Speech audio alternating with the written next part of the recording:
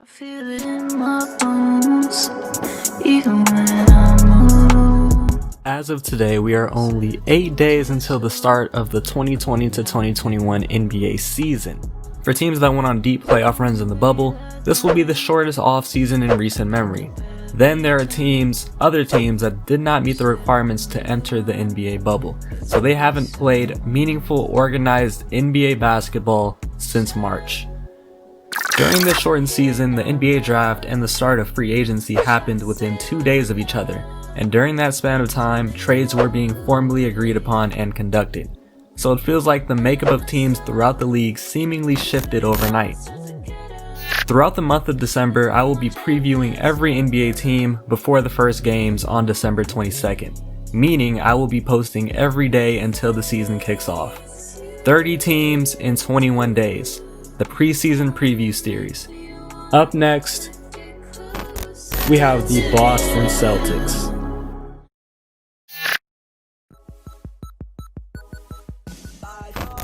Last season, the Boston Celtics posted a record of 48-24, putting them at third in the Eastern Conference. They made it to the Eastern Conference Finals, but were eliminated by the Miami Heat. Last year, their top performers were Jayson Tatum, Jaylen Brown, Kemba Walker, and Marcus Smart. Gordon Hayward was obviously a top performer there, but he's not on the team anymore. And their more interesting player is none other than Taco Fall.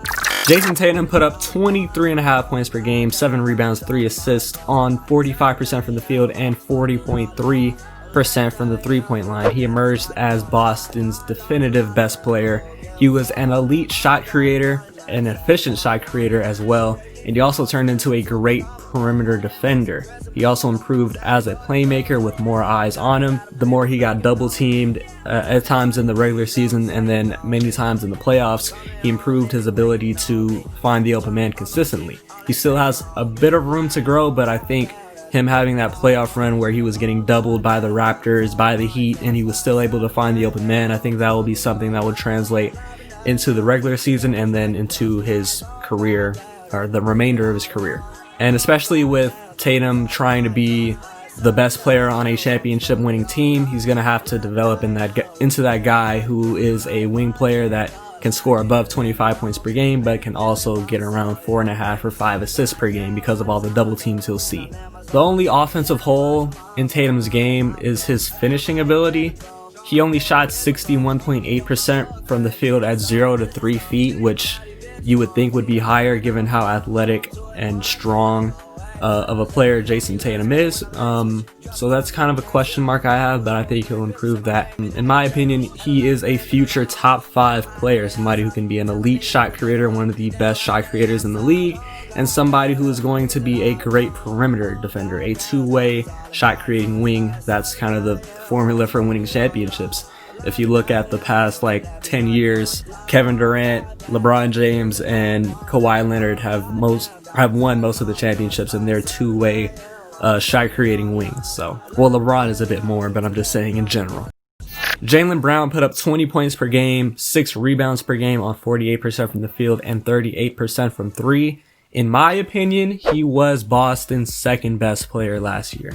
In the first half of the season, people were honestly debating who should make the All-Star team between Jaylen Brown and Jayson Tatum. Now, obviously, after the All-Star break, Tatum fully emerged as the best player on the team.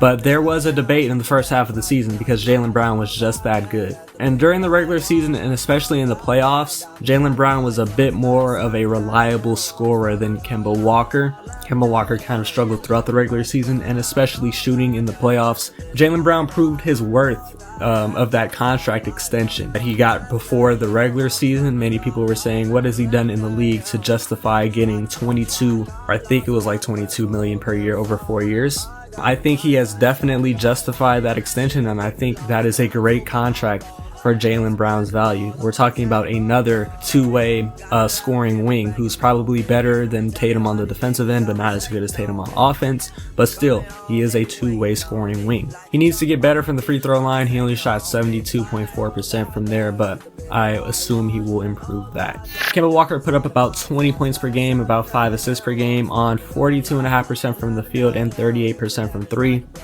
Kemba Walker was a tad bit disappointing, mainly because of his 2-point efficiency. Like, he was a great 3-point shooter, but his efficiency from the field in general was just a bit lacking. I mean, to be fair, he's never really been the most efficient scorer, but I assumed him coming onto a team from where he was playing in Charlotte as the #1 option with not much talent around him. I can expect somebody to not be too efficient from the field, but he's going to a team with Jayson Tatum and Jaylen Brown and Gordon Hayward at the time, where all the eyes wouldn't be on him, so I thought his efficiency would improve greatly, but that just wasn't the case. And then he kind of disappointed in the playoffs. He just wasn't shooting great. He shot 31% from 3 in the playoffs. Now, you may be able to contribute that to the injuries he was dealing with during the regular season, but I mean, he had a whole quarantine to really get healthy and going into the playoffs, so he's just got to step up, point blank and period.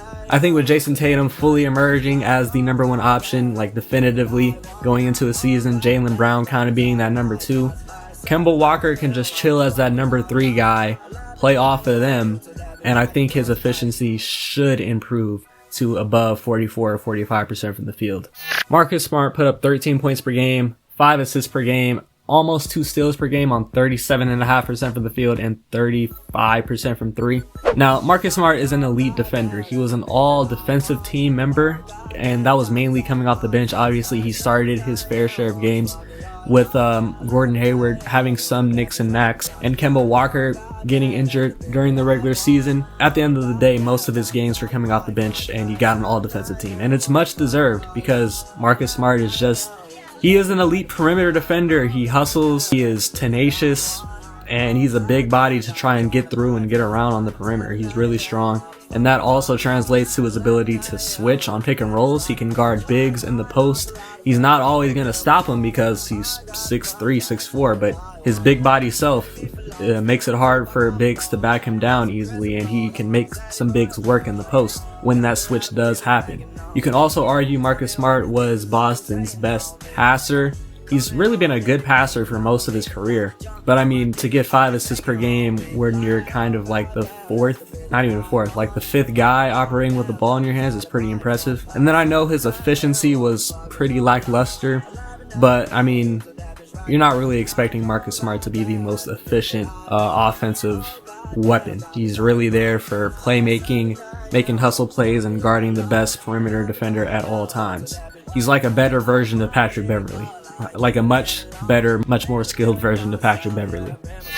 And then, of course, their more interesting player is Taco Fall, who per 36 averaged 25 points per game, 16 rebounds, basically 4.5 blocks on 78.6% from the field.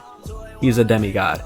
Also, I just put him here because nobody else really on this Celtics bench or like of their young players are too interesting. Like Carson Edwards didn't play much, Romeo Langford didn't play much and put up that much production. Grant Williams was cool. Robert Williams is the Time Lord, but I just don't find many of those guys too interesting.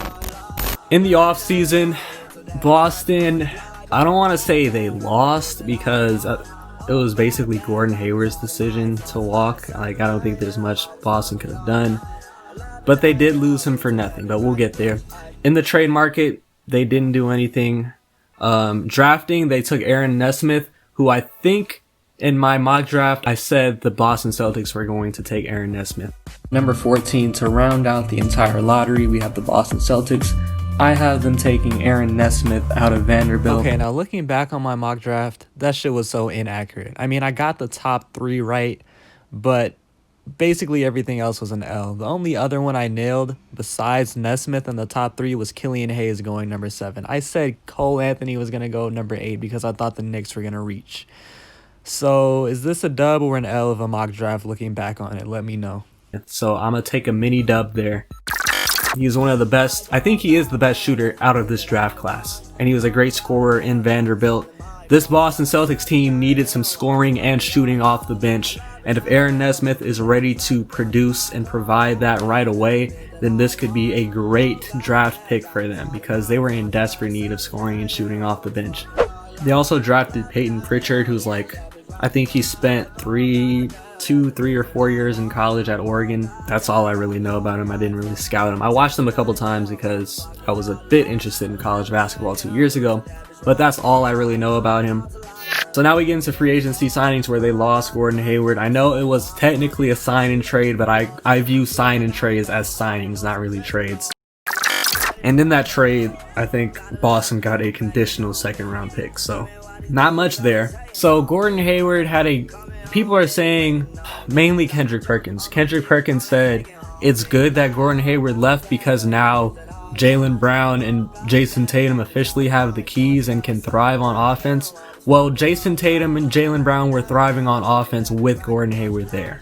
It was the fact that they had this deep unit of perimeter players that could all handle the ball, could all create their own shot, could all score off the ball as well.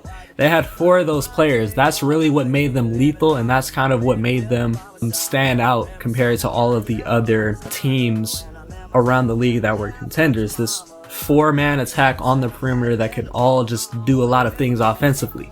So it's not like, oh, you're losing Gordon Hayward, that's one less mouth to feed. Gordon Hayward fit into this offense like a hand in a glove. He wasn't really demanding the ball and making it stick. He just fit right in. He wasn't sidetracking this offense at all. He was just somebody who fit in and did so very well, averaging like 18 points per game, about 4 assists very efficiently. Yeah, Kendrick Perkins is a fucking horrible analyst. Let's just get that out of the way. But Gordon Hayward, I think he just wanted to get a full-time deal over 4 or 5 years? I can't remember.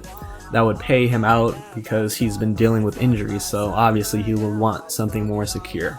So I'm not really going to blame Boston too much on that. This was mainly a Gordon Hayward decision. It was business. NBA is a business. But in terms of additions, they brought in Tristan Thompson. I don't really know the logistics of the contract, but they brought him in. The Boston Celtics could use somebody who is a consistent rebounding, that. Daniel Tice isn't really that. He is a good solid inside defender who can defend switches solidly because he's a bit undersized for a center and he can stretch the floor.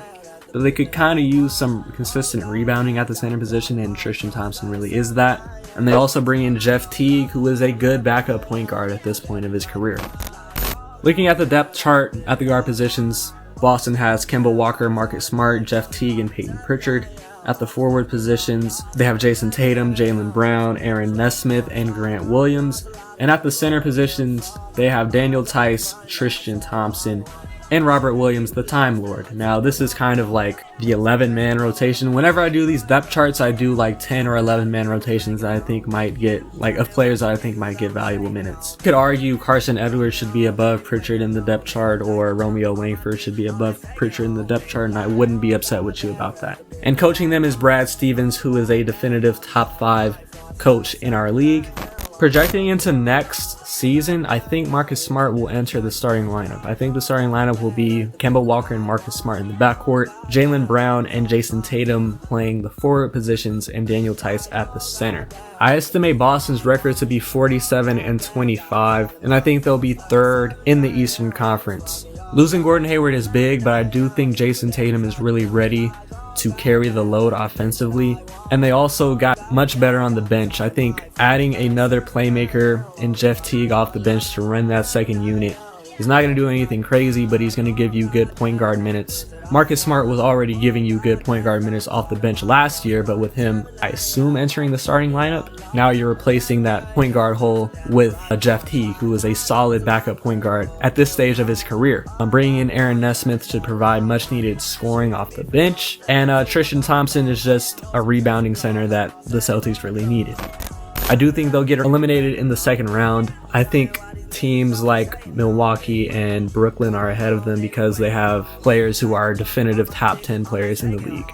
I just think those two teams have more talent than the Boston Celtics. Regardless, though, the Boston Celtics are contending. They are one of the best teams out east. They're amongst that elite 6 teams out east that could definitely make it out of the Eastern Conference. Again, I'll repeat it. It's Milwaukee, Toronto, Boston, Miami, Philly, and Brooklyn. Those are the 6 teams out east that have a chance of making the NBA Finals. They don't all have equal chances, but those are all teams that have realistic shots of making it to the NBA Finals. And if you are one of those teams, then you are, by definition, contending. Even with losing Gordon Hayward for nothing, the Celtics remain a contender in the East. Via the draft, the Celtics selected Aaron Nesmith, who hopefully will provide much needed scoring and shooting off the bench. Boston added Tristan Thompson to provide rebounding off the bench. I assume Marcus Smart will be inserted into the starting lineup, which should make the Celtics deadly defensively on the wings. For the Celtics to be successful, Kemba Walker will have to have a bounce-back season. Jaylen Brown will have to continue his improvement and fully insert himself as the Celtics' second option, and Jayson Tatum will be relied upon heavily. The Boston Celtics will go as far as he takes them, and if last season is any indication, there's reason to believe that the Celtics can win the Eastern Conference.